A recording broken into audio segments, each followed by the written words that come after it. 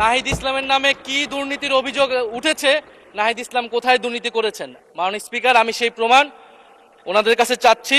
কারো ছোট ভাই হিসেবে আমি এখানে আসিনি।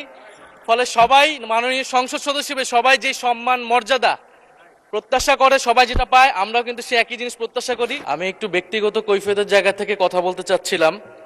আমাদের মাননীয় সংসদ সদস্য ওনার বক্তব্যে বললেন অন্তর্বর্তী সরকারের সময় দুর্নীতির অভিযোগ, এবং এই সময় এই জায়গায় তো অন্তর্বর্তী সরকারের আমি ছিলাম, কিছু সময়ের জন্য উপদেষ্টার দায়িত্বে ছিলাম, আরও দু একজন ছিলেন, আমাদের মাননীয় এখন বর্তমান পররাষ্ট্রমন্ত্রীও ছিলেন, অ্যাটর্নি জেনারেল ছিলেন।